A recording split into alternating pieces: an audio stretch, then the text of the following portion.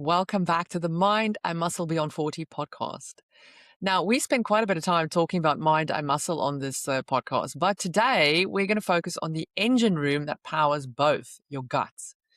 If you're a woman over 40 and you are battling symptoms like menopause, bloat, brain fog, energy crashes, you might be missing the most critical piece of the performance puzzle.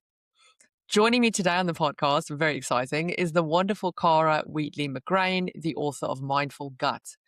Now, Cara actually transformed her own life-threatening battle with Crohn's disease into a blueprint for midlife resilience. And she's here to show us how a mindful gut is the key to building a stronger mind and a leaner body after 40. Cara, welcome. Thank you for joining me. Hello, I'm really happy to be here. So hello to everybody out there watching. So Cara and I first met last year at the Mind Body Festival at Olympia in May, was it? Yeah. Yes, yeah, we Yeah. did. Yeah, we had a lovely catch up after my talk and Yeah. compared notes. Yeah. She had a wonderful talk, and I just remember thinking to myself, when I launched the podcast, Cara needs to come into the podcast. So here we are, almost a year later. But yeah, thank you for joining me. And I want to kind of just jump straight in. Can you tell us why the gut and not just the gym is a really key element of the front line for women in perimenopause in this particular phase of their lives? I love that question. And my approach is always holistic. So I Mhm. love that we're talking about the gym and the role of the gym. And I know that's Yeah. a lot of your work is around that. But the gut is such an extraordinary area of Mm. discovery at the moment. There's Mhm. so much emerging.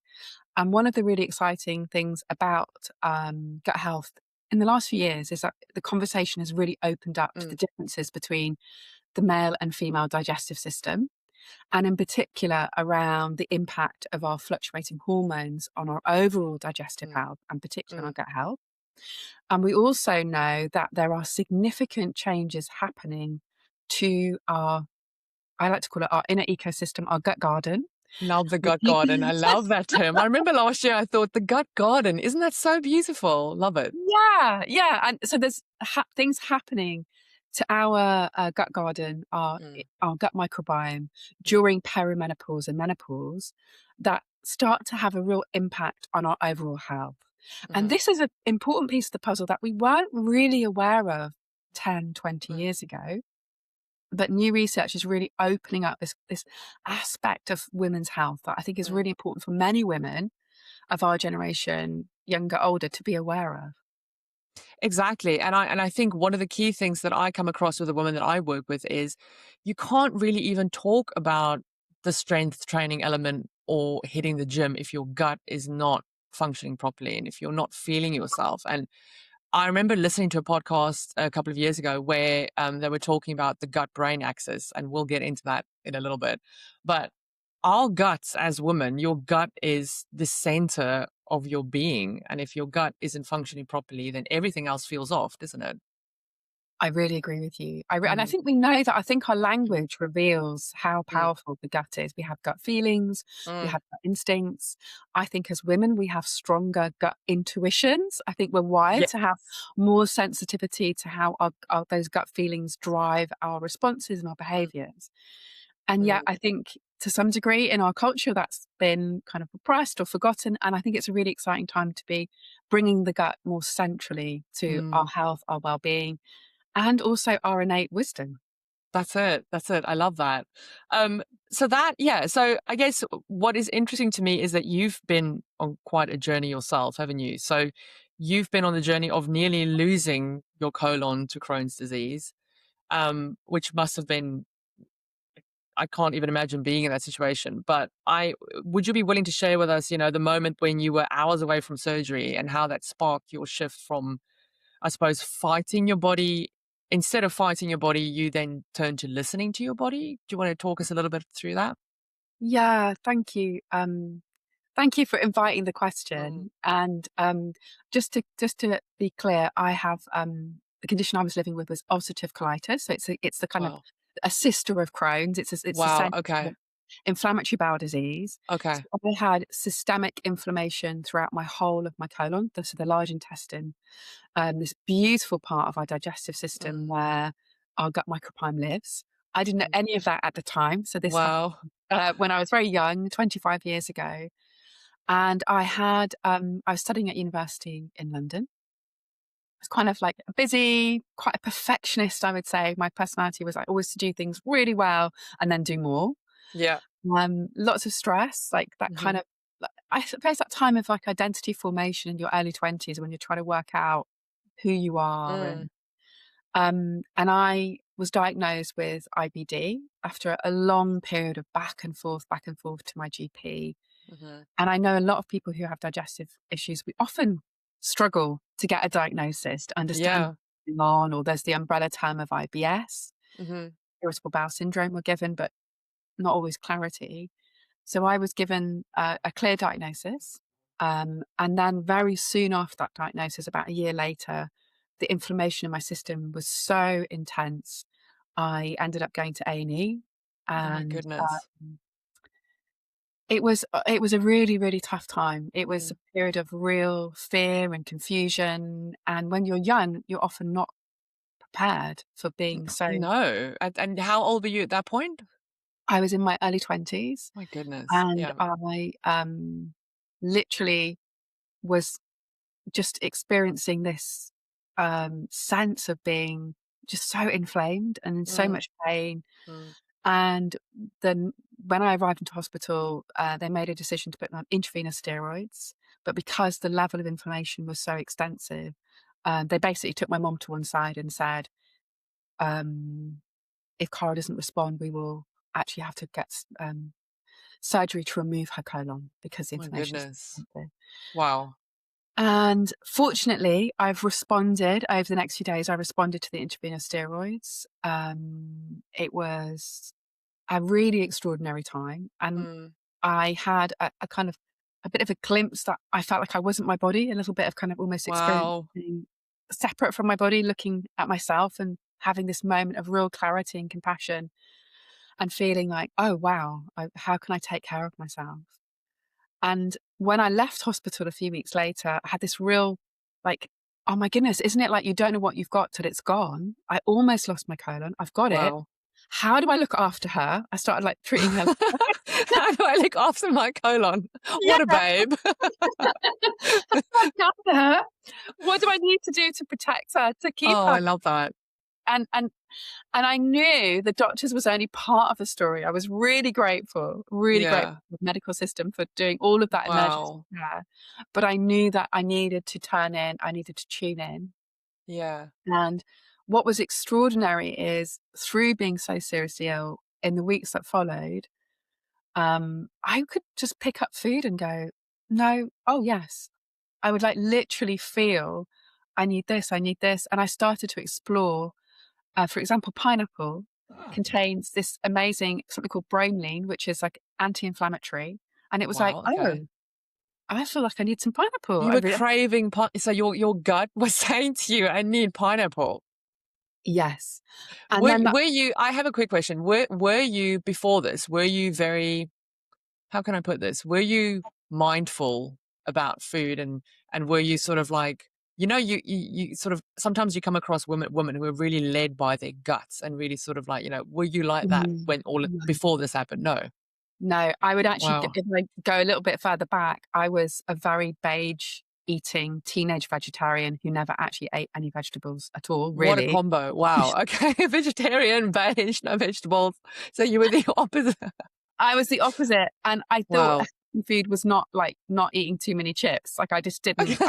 I was like eating kind of Yeah. toast and like very limited. Remember, I was at university in London on a Fair budget. I enough. wasn't Yeah. eating well. I wasn't informed about my health in that Yeah. way. Of course. Yeah. So I went completely the opposite and started to really get curious about food and started working Wow. with nutritionists and lots of different practitioners. Mm. And then through that, I realized, well, actually, my body actually can guide me. My body Wow. really knows. It And knows. so the pineapple was one of the first things, but then it started to kind of keep developing avocado, walnuts, this. And my Oh my body was just goodness. saying all the time. And I've got to say, that there was an intensity of that, like, almost like knowledge, and then Mm. it kind of, and I think as I started to heal, it quietened a little bit. It quietened down. So your body was speaking to you, telling you what it needed. Yeah. But I still Wow. feel now in my work, a lot of the work I do Mm. is helping people to tune in because I think we Mm. get told so much by experts, like Yeah. general advice, Yeah. particularly as women, because Mm. traditionally a lot of studies can be often studies historically have been more male focused, maybe far more male people involved in studies. Yeah. Now, more and more, there's an awareness, particularly Mm. with the gut microbiome, that we need Yeah. to women in their studies, Yeah. women at different points in their cycle in our That's studies to it. understand, and Mm. also women at different points in perimenopause and menopause. Mm. So I'm loving that we're at a point where there's a more awareness. There's more awareness and there's more Yeah. conversations happening around this, and I find the whole field fascinating. I bought a couple of books last year. I don't know if you're familiar with Dr. Mindy Pals. Yes. Yes. So not so much. So obviously she's a massive fan of fasting, and I think there's a time and place for fasting. But one of the key things that I found through her book called Eat Like a Girl was just looking at what types of foods your body craves during different parts of your cycle. And not Mm. to exclude things, women can be very fatalistic when it comes to food, especially when you're working with women who want to lose weight or they want to change their bodies. The first thing they do is A, starve themselves, and B, cut out things like carbohydrates, which, your body needs different elements. Your body needs the nutrients, and it's being a bit more intuitive and listening to your body in terms of what it needs. So I'm glad we're talking about this. And I do think there's a lot more knowledge now available in terms of what it looks like for you as you get older. But at the same time, there's still a lot of overwhelm and there's still a lot of confusing information out there, which is one of the reasons I wanted to talk to you today. Because particularly women over 40, we just have so much on our minds. We need things to be simple and we need things to return to, you know, its roots almost, which is, fitting with what we're talking about. It needs to be good whole food that really nurtures your body. Nothing, it doesn't have to be fancy, it doesn't have to be crazy, just good wholesome food. Yeah, I really agree with you. And I think there is a lot of noise out there Mm, that can mm. create confusion. Yeah. And I also think if you look at what's happening, we often focus on a particular trend, and Yes. that trend suddenly becomes very like everyone's talking about Ye- it, and there's a lot of Yeah. marketing, and then that trend kind of dies away. And Yeah. I Then the think next trend comes. yeah, yeah, Carnivore diet, keto diet. Like, yeah, and actually yeah. different things. That I suppose the other thing is to be a little bit confident that although we can offer some really good general advice, I'm always Yes. really aware that people are individuals. Yes. And going back to the gut microbiome, what we know is there are significant differences between the gut microbiome between men and women. Mhm. So women have some specific tendency towards specific species like Akkermansia, which is a really beautiful, helpful species that Mhm. lives in the lining of the gut. Okay. Also Lactobacillus. So, and again, a really, really wonderful species. But what we know is when we go into our perimenopause and menopause, that we start to see some patterns of shift and we lose Mm. some of that diversity Mm. over time. And we're talking when you say species, we're talking about gut bacteria, right? Yes, Just to we are. clarify. Okay, we're Just talking about gut bacteria, the good gut bacteria. yeah. Yeah. Uh, and so what we're looking for always is to have, we know a healthy gut microbiome has a lot of Mm. different range of different species of bacteria, Mhm. and also a lovely balance between what we'd call beneficial, the ones that we know have health benefits, Yeah. anti-inflammatory, are supporting our hormonal levels, and other species of bacteria which are a little bit less helpful, that might be a Okay. bit more pro-inflammatory. Yeah. But I guess the point I'm making is also each one of our microbiomes is unique to us. Right. Every S- single person has a unique microbiome. So what is good for me might not be good for you. Yes, Mm. yes. So we're kind of always talking, Mm. I guess, in generally like advice, but Yeah. also knowing because we're unique that we also need to, but how does this, if I'm choosing a certain way of eating, how does it make me feel? How does it Do I make you feel- feel? Yeah. Exactly. So, would you agree that there's a certain amount of experimentation when it comes to figuring out what is good for your gut or what works for you? Because very often, I like to eat a lot of fermented foods. So that's great. So the sauerkrauts, those types of things. But then I'll speak to another woman who say to me, "Oh, I can't eat sauerkraut. It wreaks havoc with my gut." And that's just it is experimentation, but it's also looking at actually being in tune with your body in terms of knowing how certain foods make you feel or how it makes you react. Because very often women just suppress. We eat the foods that we think we should be eating, but we don't pay attention to what actually happens, whether it makes you bloated or gassy or things like that. We need to actually tune into that, don't we? Yeah, and I love that Mm, you brought up fermented food because we know there's overall huge mm, health benefits to eating fermented food regularly, and that's mhm, pretty clear.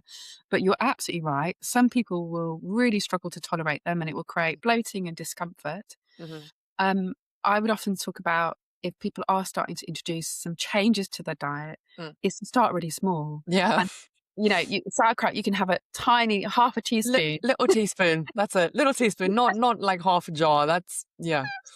Yeah, Slowly exactly. introducing it. Yeah. Yeah, or a little bit of kefir or a little bit of natural yogurt or Yeah. a bit of miso, just like trying a little bit of a Mm, ferment mm, and then just slowly introducing because also mm, we know that our gut microbiomes, our gut bacteria can respond and be like, "Ooh, that's interesting. That's something new." And imagining if you go back to our gut garden metaphor, mm. a new plant species, we might just wanna kind of like just put a couple of little seeds in and see how they Right. respond in that Plant a soil. little seed. Yeah. Yeah, and So how long does that take for your gut? So if you introduce something new to your gut, how long would it take for the bacteria to respond and go yay or nay? it can be really quick. So we know the Okay. gut microbiome can start to change literally within 24 hours. It can start to very subtly shift. It's Wow. really responsive. But in terms of people's response to introducing a new food like ferments, it can take quite a Mm, bit of time in my mm, experience. It can take small amounts building up, maybe like getting used to, adjusting to having that increase in the mm, probiotic food, the mm. fermented food. Also with fiber, because Yeah. fiber we know has huge health benefits. And most of us here in the UK, where we're recording this, most of us in the UK aren't having sufficient fiber.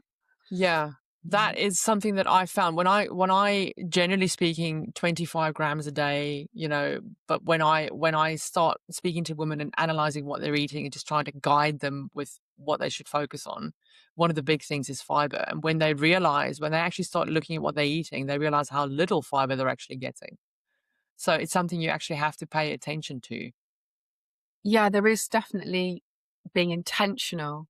Um, Mm, but maybe mm, to circle back, the reason that is so important for women in this period of time, we're talking about as we're going into perimenopause and menopause, is we know that generally one of the key differences between men and women's digestive systems is women have a slower transit time than men, okay. significantly slower.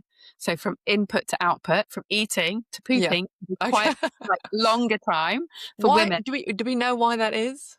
Well, there's a few reasons. One of them is that women have a slightly longer and slightly curvier colon than men. Okay, she's a curvy girl. We like a curvy girl, great. Well, curvier on the inside as well as the Curvy outside. on the fantastic. And the reason for that is if you think about our abdominal area, we have additional organs in there that men don't have. We have a Right, uterus, we have the womb. of So we have course. slightly more curves and kinks.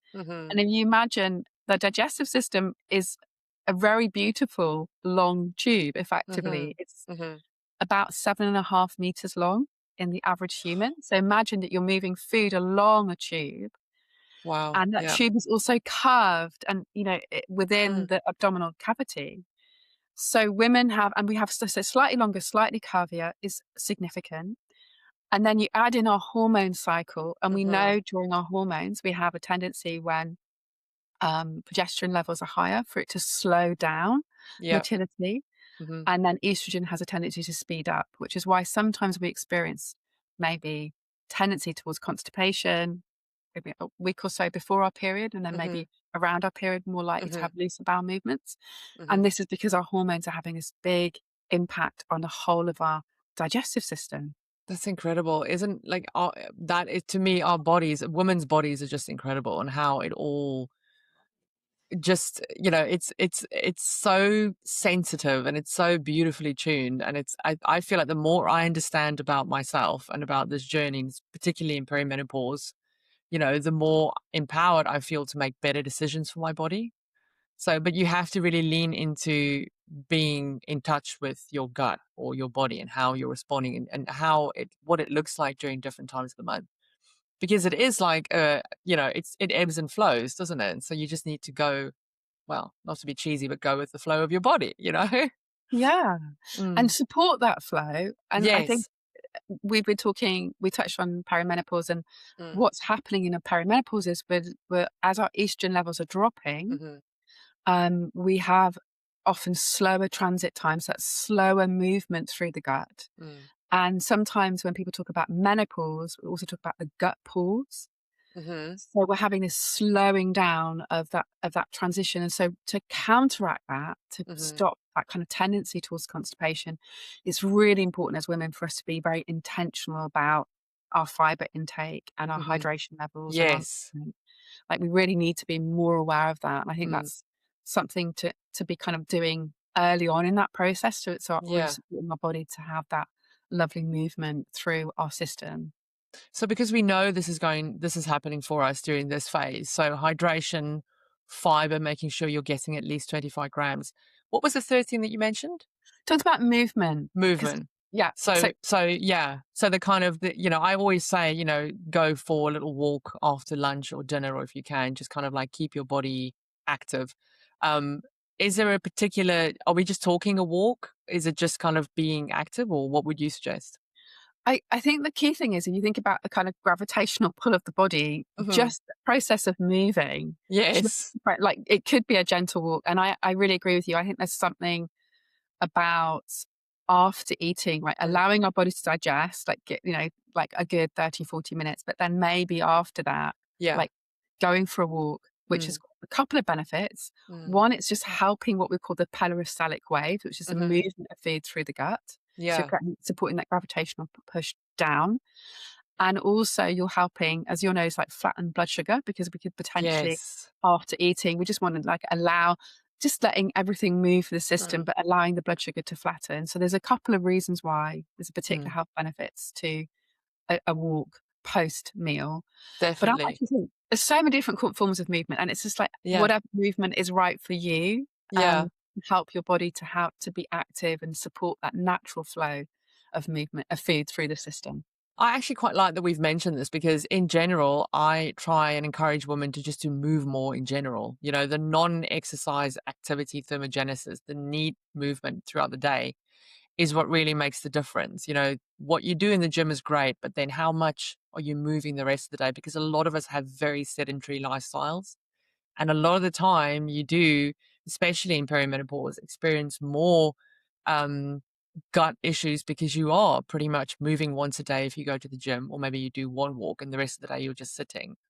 We are not built for sitting. We do better when we move. That's what we were designed to do. And one of the things we always talk about is a movement snack in the afternoon. Having a healthy snack instead of, your usual biscuits at 4 p.m. when the sugar crashes. Having a healthy snack with protein and healthy fats, those kind of things, but then also moving. So combining those two things. So I'm glad we've touched on that. Yeah, and I love that there's that's that when sometimes that natural energy drop off later in the Mm. afternoon, right, it's sometimes a bit of fresh air, a bit of movement. Yes. Suddenly you feel more Yeah. awake, Bit feel of more air. energized. Yeah. Bit of oxygen. Yes. Mm. I love this.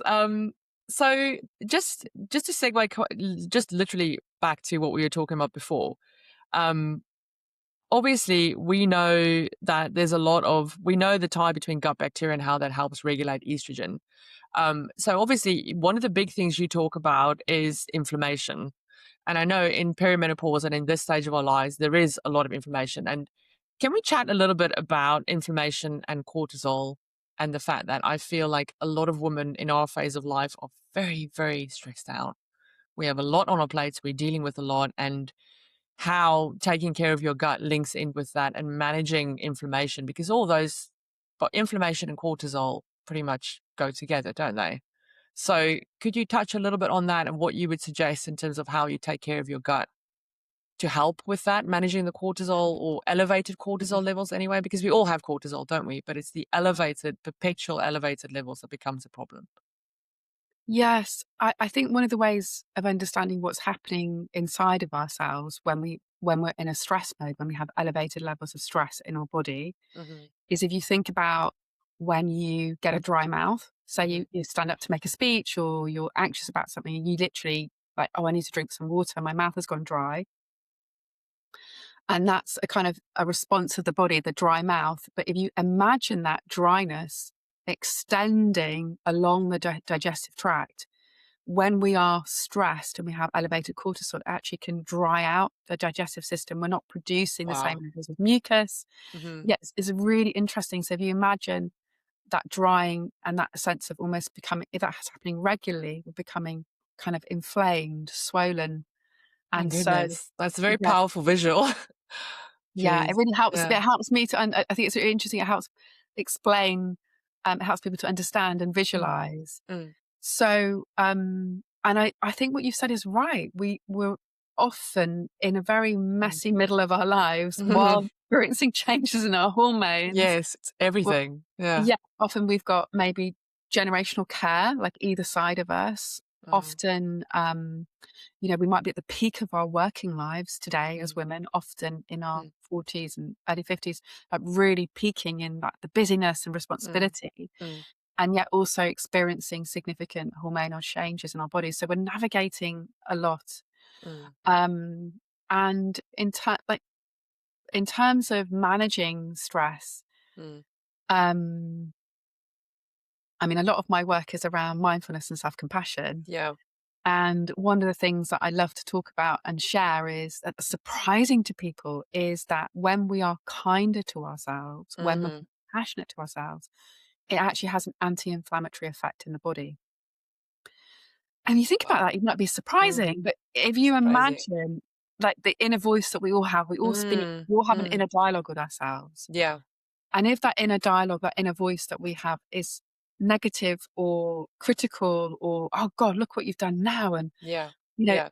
imagine that if you had a friend in your life who was being critical or negative towards You you. you would cut that friend off. Yeah. Yeah, it's so And true. yeah, and you can imagine that it'd be quite stressful having that Yes. in you. Um, Yeah. but we're not always aware of it if it's a pattern that Mm. we have adopted unconsciously. Yes.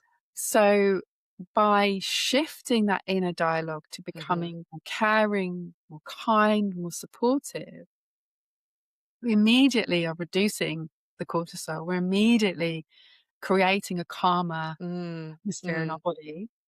Yeah. So I'm a big advocate of really simple ways of starting to become more aware of the inner dialogue and It's create so moments in powerful. your day of just Yeah. kind of being kinder and calmer. I absolutely love all of what you've just said, and I do think it is a shame as women that we don't apply. Self-compassion is almost like a foreign concept to us. Even though we are nurturers at heart, we take care of everyone, but we struggle to apply those rules to ourselves.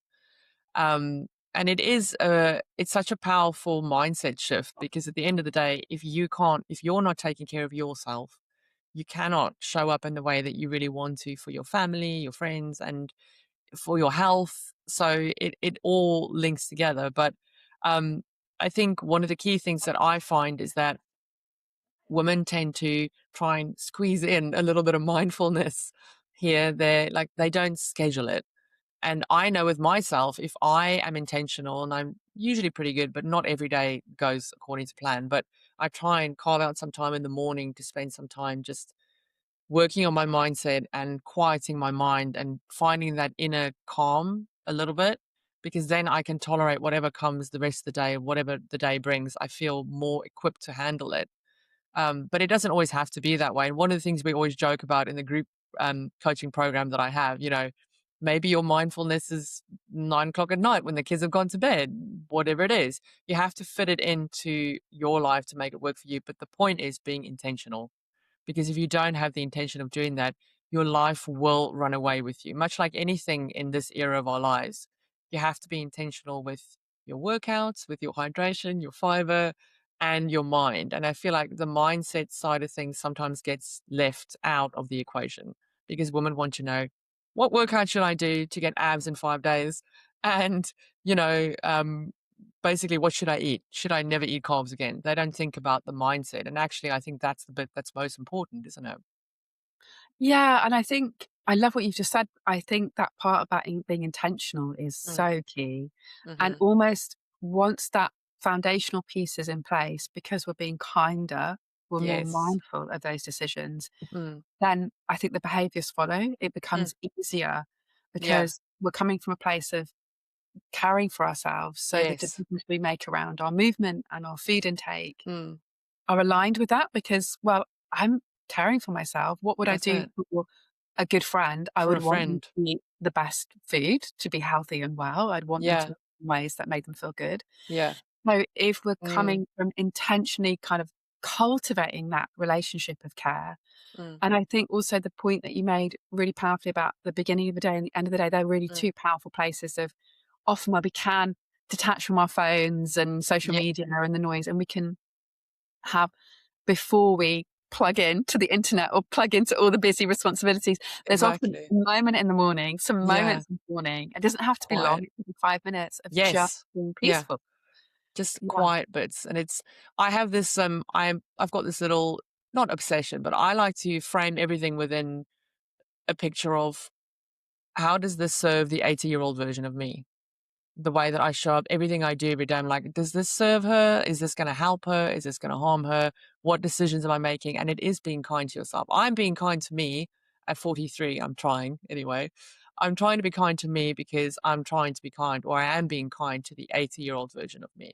And I spoke at an event on Friday last week for International Women's Day, and one of the ladies came up to me afterwards and said to me, I've never thought about this. I've never thought about it like that, because we do think about, oh, that's a problem for another day. We don't think about the future so much, or the future version of us, but the decisions we make now, and the decision to be kind to yourself is Mm. exactly that. It's something that you're doing for your future self, and it's not something I think we need to prioritize that now more than ever at the age that we're at, because you're the only one that is going to take care of yourself and your body and your mind. And I think it's an immense responsibility, but it's also incredible.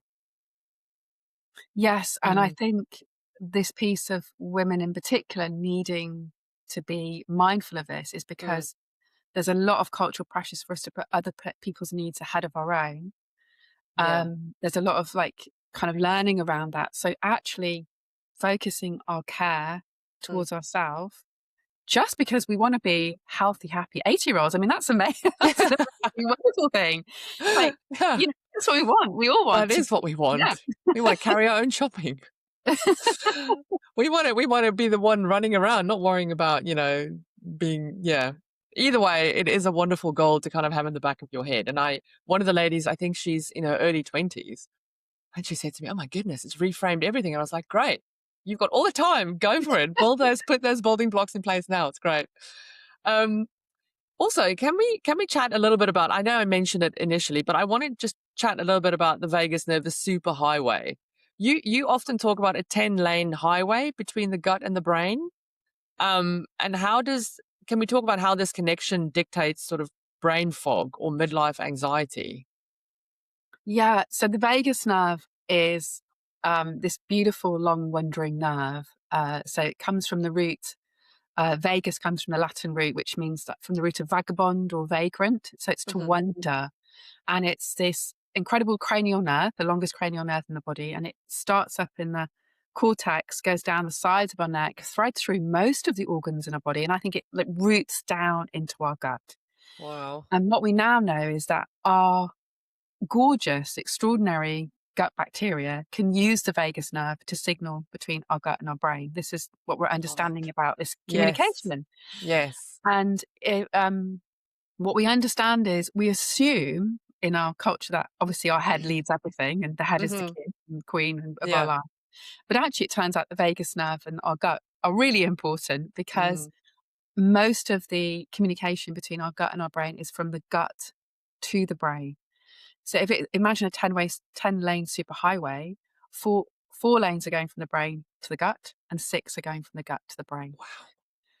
And again, we talk Love we talk that. about gut instincts and gut feelings. Yes. We are Yeah.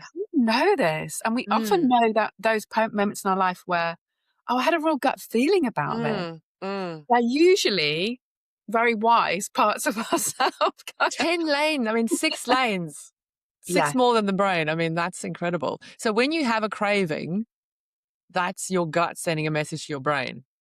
Yes. Yes.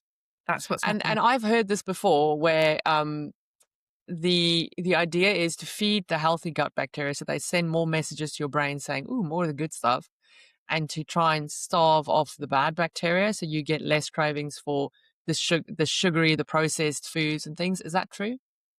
Yeah, I mean, I'm always a bit cautious about us, like the language we use, because Mhm. we're still discovering what some of these species of bacteria do. But we know Okay. that there are some species of bacteria which are really can be quite harmful. There's a few species that are quite harmful to human health, and some Okay. that are really less helpful. And Right. it's a bit like if we go back to our gut garden, we want the really beautiful, healthy species that are going to Yeah. like attract the birds and the bees and the butterflies. We want all that are going to be Yeah. creating. In particular, we know that our gut bacteria produce things like dopamine and serotonin, these Mm. beautiful feel-good hormones, and we want Yes. them to be doing that. We want them to be creating these incredible neurotransmitters. Yeah. So we want the species that are health benefiting for us and help us to feel well. And that is actually a great point because one of the big things that we experience in perimenopause is mood swings, low mood. And if you're feeding your gut and you're taking care of these wonderful gut bacteria species that make us feel good, you will experience probably enhanced mood. You will feel a bit better within yourself. So that can also help with mood swings and those kind of things. Yeah, I think this is a natural part of our experience, isn't it, with our hormone cycles, that we're Hmm. always in flow, we're always in response to these really important parts of our biology. Mm. And interestingly, there have been some studies which have shown that in countries where people naturally eat a lot of fermented foods, for example, in Japan, Hmm. where and South Korea, where they eat lots of fermented food products like miso and Mm. kimchi, there is less of a tendency for women to experience hot flushes and those That kinds is of, incredible. yeah. So that again, Love there that. seems to be this relationship between the health and diversity of our beautiful gut garden, our gut microbiome, Mm. and having these health beneficial bacteria species that supports us as we navigate through our menopause, perimenopause, and I menopause. love that. And also it doesn't have to be difficult because one of the things that comes up regularly is, but how do I incorporate all these different things into my diet? And it's the thing that I'm a big fan of is I do most of the time, almost every day, if I'm at home and I'm not traveling, I will normally have a rainbow protein bowl for lunch, which essentially is, the base is a sort of like whole food, whole grain carbs, and then there's a fair whack of protein in there. But then I just throw loads of different things in there and make it as colorful as possible. And it fascinates me that when I speak to women about this, it is almost a concept of, oh, I didn't know you could do that. I didn't know you could throw all these things in. But the idea, I quite like experimenting and I quite like colorful foods, but all of these types of foods are readily available to us, kimchi. It's not we're not saying, these are things we've never heard of before. It is just opening your mind to actually, I need to incorporate this into my diet because it has these benefits. Yes, I really agree Mm. with you, and I love the experimentation. Mm. I think there's something about literally following your gut and going, "Oh, I've got Mm. that, and I quite fancy a little bit of that." And I'm Yeah. similar to you. I'm a real kind of like Bring it experiment. all together. Like whatever's like, I want to get this out and just using things up. And if I find a bit of cabbage in the bottom of a salad drawer, I will take it out and I will ferment it. I'll make my own That's it. cabbage. Nothing goes to waste. Yeah, yeah, yeah, it's That's great. fabulous. I love that. I now have a dry mouth, so because we talked about. I will Mm, join you. Let's mm. hydrate. Cheers, hydration. Um, oh, that's great. So one of the big things in Mind and Muscle Beyond 40 is compassion.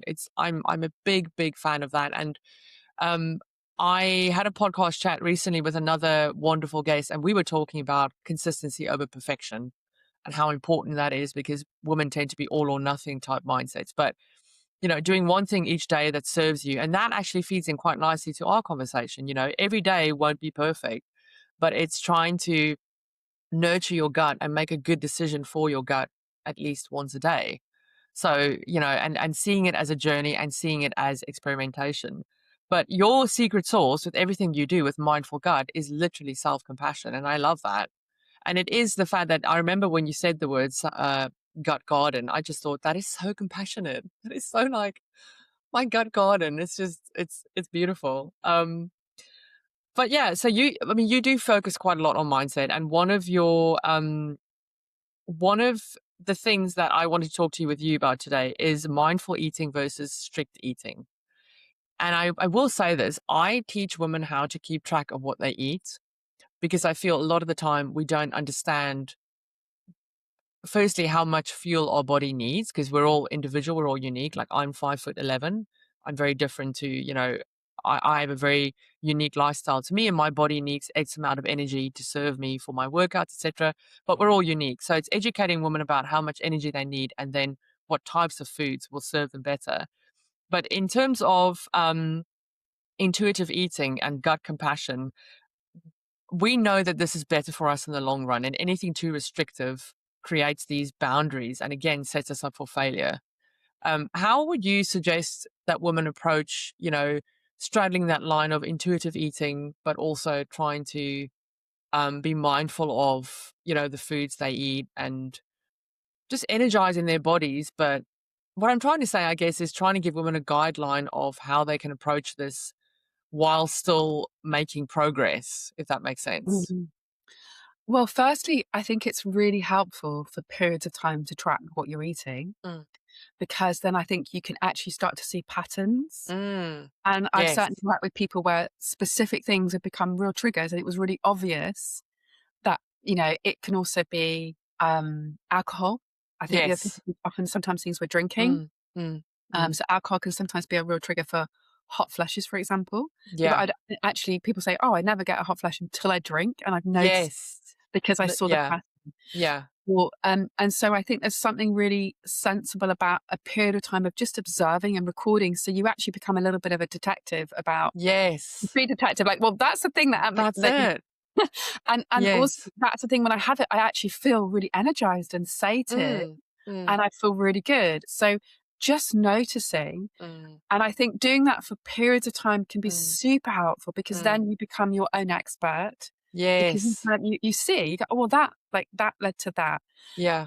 I also just wanna say, though, because we often focus on what we're eating, and the part about the mindful eating more into the how we're eating. Yes. You can eat the same thing on 2 different days or in 2 different ways and experience very different outcomes. Exactly.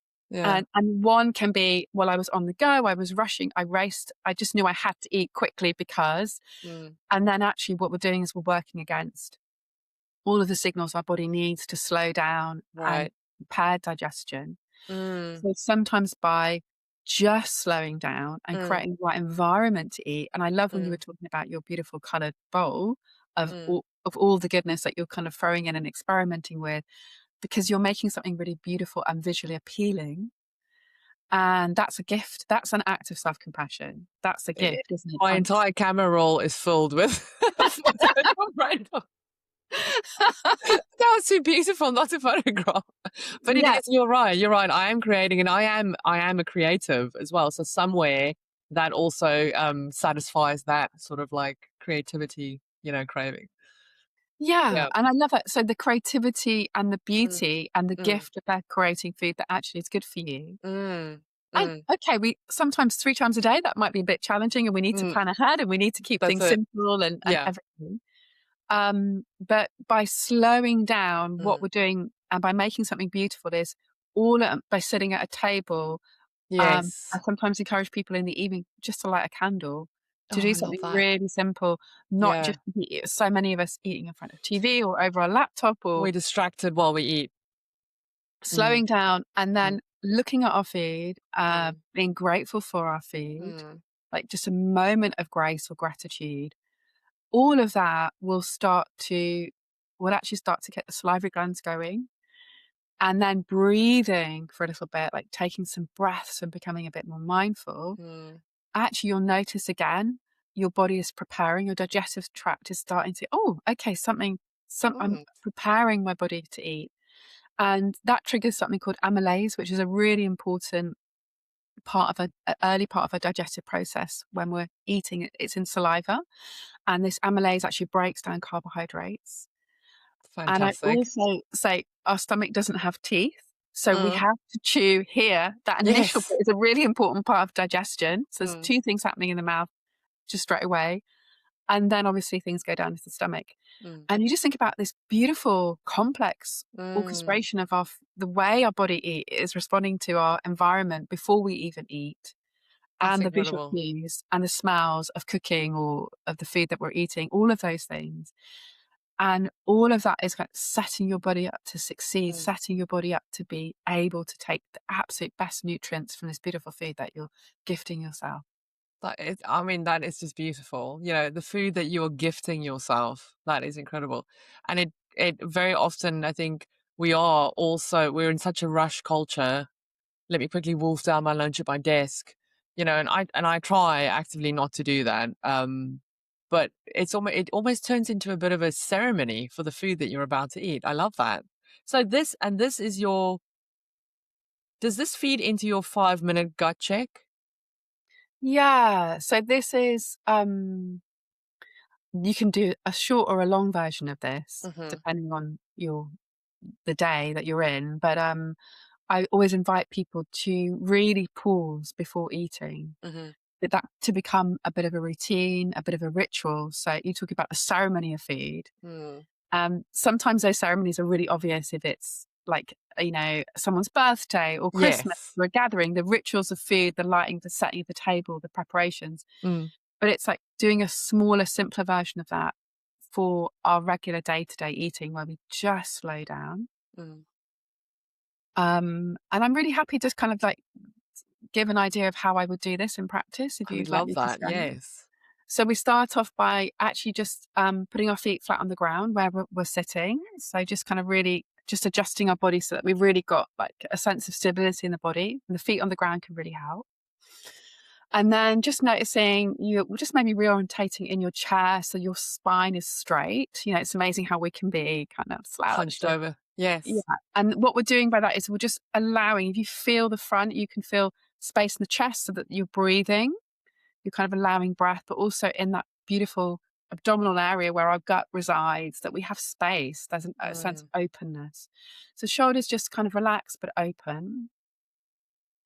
And I'm going to invite you to place one palm on your chest and one onto your belly if that feels comfortable, just like in a really comforting way. And we're going to do that just to notice the breath. So I'm going to like lower my gaze. I just invite you to either lower your gaze or close your eyes, whatever's comfortable. If you're watching or listening there to this.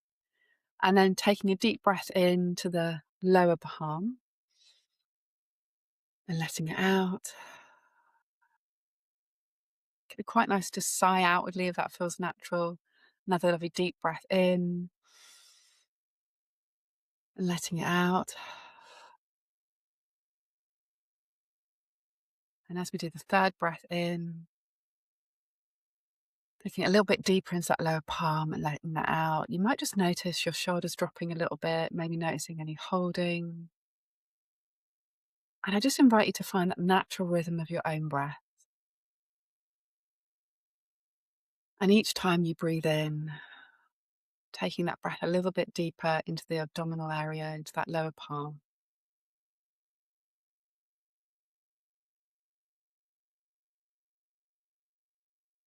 Really find the natural flow of your breath in and out, keeping the body very relaxed.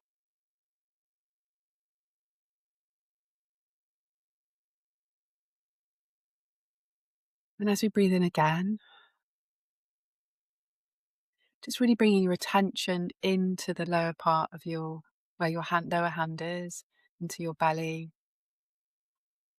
noticing your breath there, and just connecting to the sense that beneath your hand is this incredibly wise, precious inner ecosystem, your gut garden. It's unique to you. And just starting to visualize, if you can, or imagine all the species of beautiful bacteria quietly working away, helping to digest your food, process your emotions, support your hormone health, producing these amazing chemicals that make you to feel good. Just taking a really deep breath in again as that beautiful lower hand.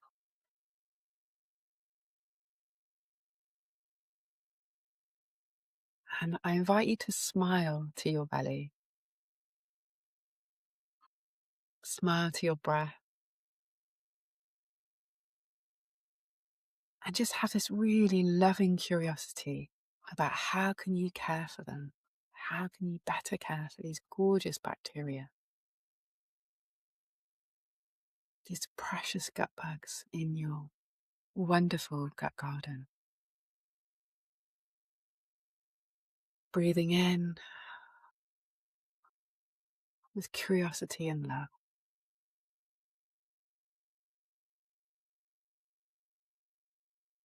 Allowing any pictures or images or words to come to you.